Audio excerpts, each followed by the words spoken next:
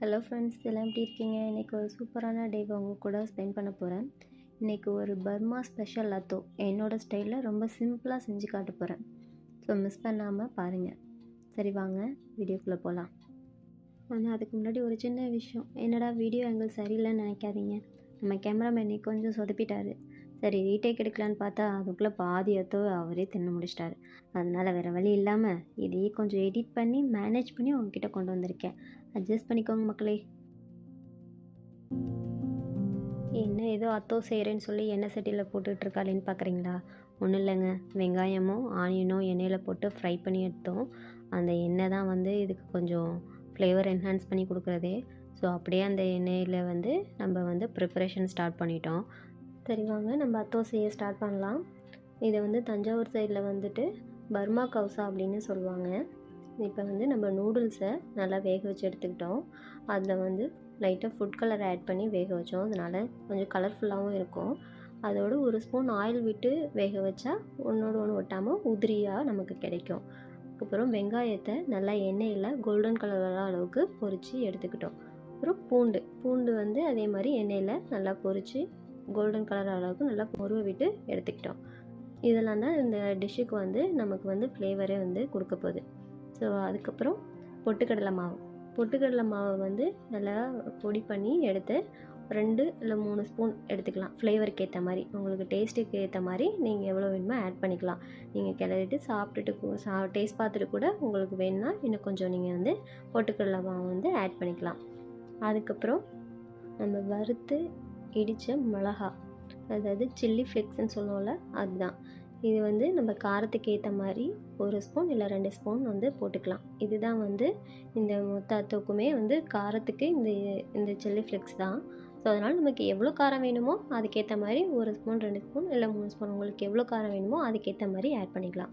அதுக்கப்புறம் வெங்காயத்தை வந்து நீட்டமாக நல்லா அரிஞ்சு வச்சுக்க போகிறோம். பச்சை வெங்காயம் தான்.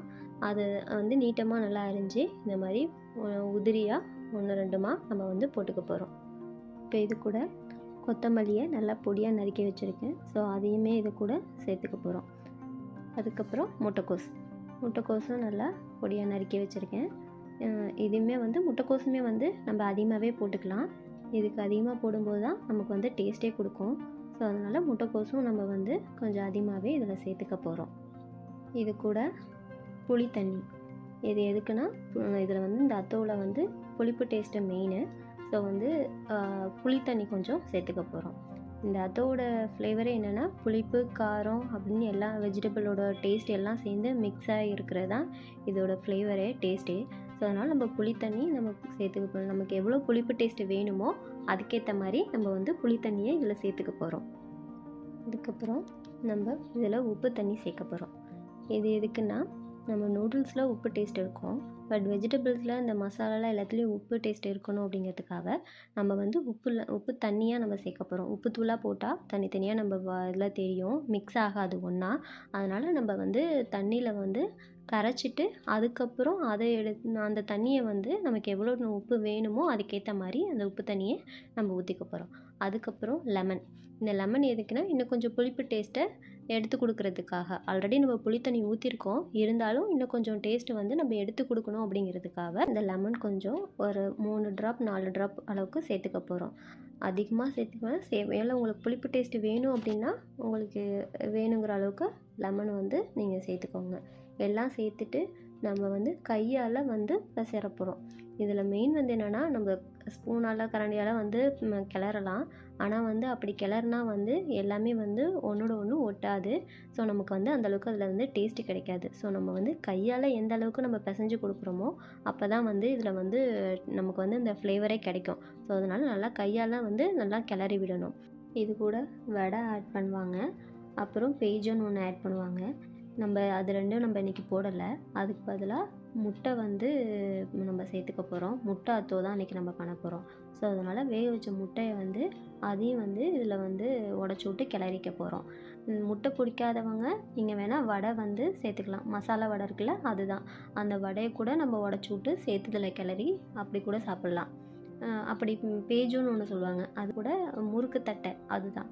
அது வேணாலும் கூட நீங்கள் உடச்சிட்டு போடலாம். அப்படி இல்லை அப்படின்னா காரா பூந்தி அதையும் கூட சேர்த்துக்கலாம். அதுவுமே உங்களுக்கு நல்லா கிறிஸ்பியாக இடையில இடையில சாப்பிடும்போது அதுவும் ஒரு ஃப்ளேவர் கொடுக்கும். ஸோ அதையும் கூட நீங்கள் சேர்த்துக்கலாம். இந்த டிஷ்ஷோட ஒரு ஹைலைட்டான விஷயம் என்னென்னா அந்த வாழைத்தண்டு சூப்பு. இந்த வாழைத்தண்டு சூப்பை வந்து இதில் ஊற்றி சாப்பிடும்போது சும்மா அப்படி இருக்குங்க. ஸோ அடுத்த ஒரு வீடியோவில் வாழைத்தண்டு சூப் எப்படி பண்ணுறதுன்னு பார்ப்போம். ஒரு வழியாக அந்த கேமராமேனை வச்சு இந்த அத்தோவை எப்படியோ செஞ்சு முடிச்சிட்டாங்க. ஆனால் டேஸ்ட்டு சும்மா வேறு லெவல். ஆங்கிள் சரியில்லைனாலும் அத்தோவோட டேஸ்ட்டில் எந்த சொதப்பலும் இல்லை. நீங்களும் கண்டிப்பாக வீட்டில் செஞ்சு பாருங்கள். அப்படியே மறக்காமல் நம்ம இனியத்தனம் சேனலை சப்ஸ்கிரைப் பண்ணிவிடுங்க. அடுத்த ஒரு நல்ல வீடியோவில் வரேன். அடுத்த வீடியோவில் ஒரு நல்ல கேமராமேன் இல்லைனா இவரே ட்ரைனிங் கொடுத்து கூட்டிகிட்டு வந்துடுறேன். ஸோ நன்றி, வணக்கம்.